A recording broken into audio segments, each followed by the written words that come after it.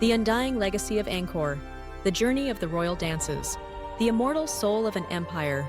Close your eyes and imagine. Under the flickering candlelight of an ancient palace, the royal dancers appear. Their costumes, woven from silk and gold, glitter like dragon scales. Their fingers and wrists bend back extraordinarily, like lotus blossoms opening in a celestial world. Their movements are slow, majestic, and controlled. Every step, every glance holds a deep meaning, telling the grand stories of gods, princes, princesses, and even demons.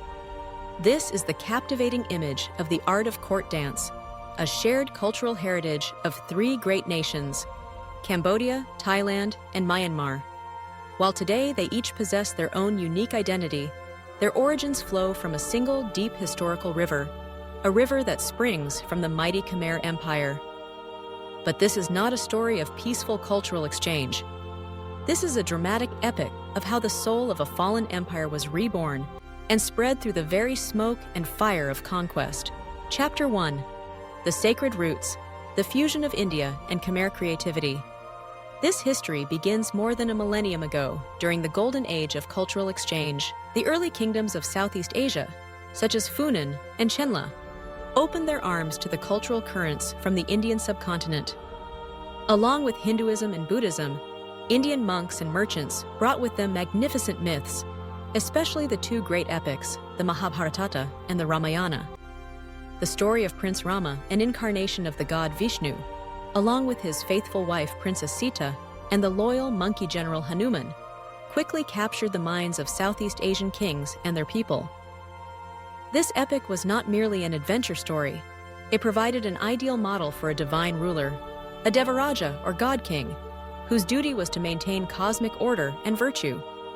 The Khmer people adopted the Ramayana and created their own version, the Ryamkar, which was imbued with indigenous cultural and religious elements. At the same time, they absorbed the fundamental principles of the performing arts from India, which were systemized in the classic treatise known as the Natya Shastra. This text established the grammar of the dance, from the body postures to the hundreds of symbolic hand gestures called mudras, each capable of expressing an action, an emotion, or a character. It was on the soil of Angkor that this fusion blossomed, creating a unique and exquisitely refined form of courtly art. Chapter 2. Angkor, the golden zenith of courtly dance. From the 9th to the 15th centuries, the Khmer Empire was one of the most brilliant civilizations on Earth. At the capital of Angkor, the art of court dance reached its glorious peak and was formally institutionalized. The court dancers, considered living Apsaras, were regarded as the property of the king and as servants of the divine. They were selected at a very young age and underwent a grueling training process lasting decades to achieve extraordinary flexibility, able to gracefully bend their fingers, wrists, and elbows backward. Their dances were not for mere entertainment. They were an indispensable part of the most important court rituals. When the king, the Devaraja, performed ceremonies to pray for favorable rains and winds, the Apsara dancers would offer their movements to the gods. They were believed to be messengers, a bridge between the human world and the divine realm. The immortal proof of this splendor is the stone walls of Angkor Wat and Bayon. Thousands of Apsara dancers were carved into the stone, each with a different expression, wearing different costumes, jewelry, and hairstyles. These are not the sculptor's imagination. They are a visual chronicle, a true-to-life record of the existence and importance of dance in the empire's spiritual life. Chapter 3. A legacy spread through the smoke and fire of war. The story of how these dances spread is not one of peace.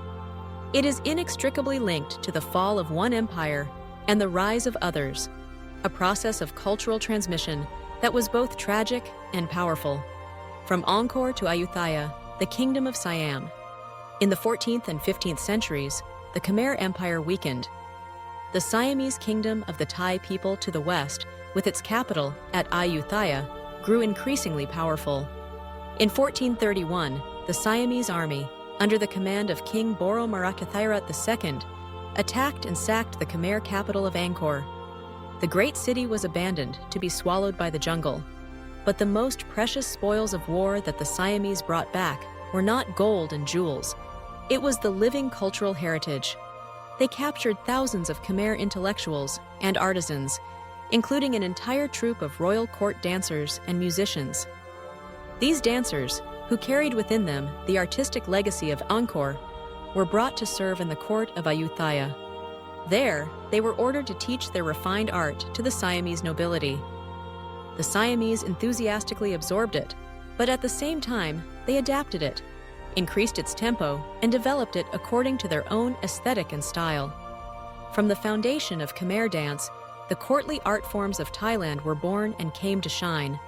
Khon, a spectacular form of masked dance drama, primarily performing episodes from the Thai Ramayana, the Ramakien. This dance demands powerful, dramatic, and acrobatic movements, especially for the demon and monkey roles.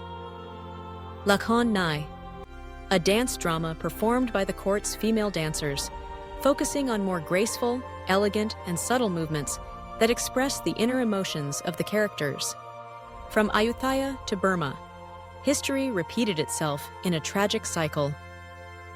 Over 3 centuries later, the glorious kingdom of Ayutthaya, once described as the Jewel of the East, fell into decline. In 1767, the armies of the Konbaung dynasty from Burma, under the leadership of King Alongpaya, attacked and completely destroyed Ayutthaya. And once again, the victors were captivated by the art of the vanquished. The Burmese king brought back thousands of Thai captives, including many court dancers and artists. At the Burmese capital of Ava, these exiled artists were required to perform and pass on their art. These Thai artists introduced and staged dance dramas based on the Ramakien. Burmese artists learned the techniques and stories, then combined them with their own vibrant traditional dance movements and music. The traditional Burmese orchestra, known as the Sang Waying, with its powerful circle of drums and gongs, brought a completely new sound to the performances. From this fusion, the Burmese version of the Ramayana, the Yamazada, was formed and developed. Chapter 4. One root, many unique identities. Thus, an incredible cultural flow was formed. From Angkor in Cambodia, the courtly art flowed to Ayutthaya in Thailand. And from Ayutthaya, it continued its journey to Burma, now Myanmar. Although they share a common root, each dance today possesses its own distinct beauty. Cambodian classical dance, or Robam Boran, still retains a stately, majestic, and slow-paced quality, considered to be the closest to the Angkorian original. After the Cambodian genocide, which nearly wiped out this tradition, Princess Bofa Devi, a former prima ballerina, made extraordinary efforts to revive this heritage from the brink of extinction. It is now recognized by UNESCO as a masterpiece of the oral and intangible heritage of humanity. Thai dance is often faster and more dramatic. The masked dance Khon is particularly famous for its clear character definitions through the masks, such as the demon king Thotsa Khan with his green mask and the monkey general Hanuman with his white mask. Burmese dance is a unique blend, retaining the grace of the Thai dance, but incorporating characteristic shoulder and head movements of Burma. It also often includes more dialogue and humor, reflecting local theatrical traditions. Conclusion: an undying legacy in every movement. The history of the court dances of Southeast Asia is a powerful testament to the resilient life of culture. It shows that culture is not limited by national borders and can be transmitted even through the most tragic circumstances of history. From the ashes of war, artistic seeds were carried away and planted in new lands, only to grow into brilliant new flowers, each with its own unique identity.